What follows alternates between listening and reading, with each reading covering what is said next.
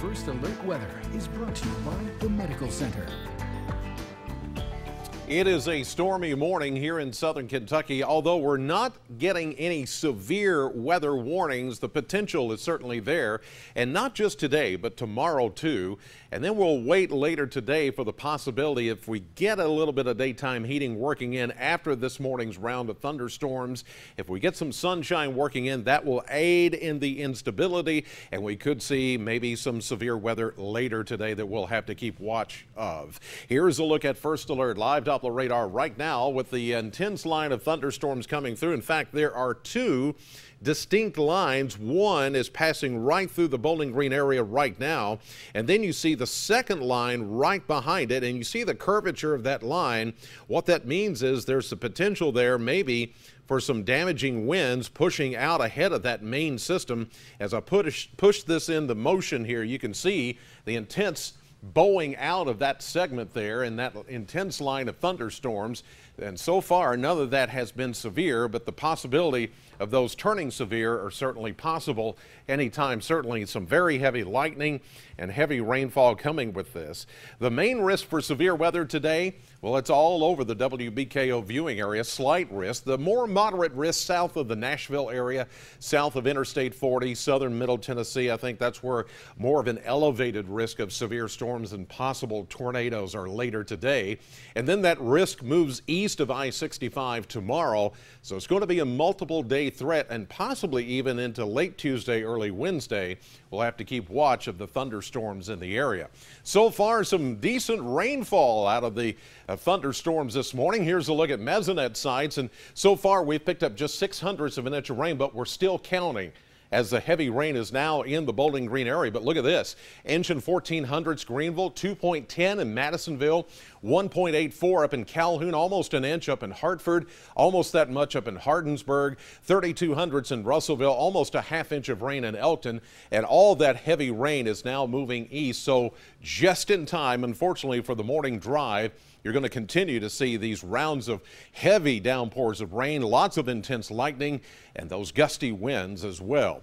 Temperatures right now mainly in the low to mid 60s, upper 60s to near 70 degrees further south toward the Lake Cumberland area. And there are the gusty winds at times, 20 to 30 miles per hour. Look at Franklin. Just now at the Mesonet site there in Simpson County, a 45-mile-per-hour wind gust. That's going to be at least an intense thunderstorm there. Now the rains, the heavy rains are just now reaching exit 22 of Scottsville Road and I-65. This is our live weather cam from Sleep Inn looking west-northwest. This is that intense line of thunderstorms, that first wave I showed you that's about to move in. And those of you around the I-65 area, get ready. You're going to see a blinding rainfall, lots of water collecting on the roadways. Slow it down. Hydroplaning is going to be very easily done if you're not slowing down and taking it easy. 69 now. We dropped another degree within the last few minutes from the thunderstorm. South-southwesterly winds at 14 miles per hour. Franklin, you've had some intense thunderstorms. You're getting them now. 66 is the current temperature there in Simpson County. Glasgow, you're about to get the intense thunderstorms. You're probably seeing the lightning now off to your south and west. 67 your temperature. Mammoth Cave National Park, dark sky, lightning flashes. 67 is your current temperature reading there at the national park. Pollen count, the good thing about the rain, it's bringing the pollen count down into the low category. Still lots of tree pollen in there. Ozone and mold's good. UV index, of course, moderate today, as we're expecting maybe a little bit of sunshine to come out after a while. Rough River Lake, that's our hometown forecast today.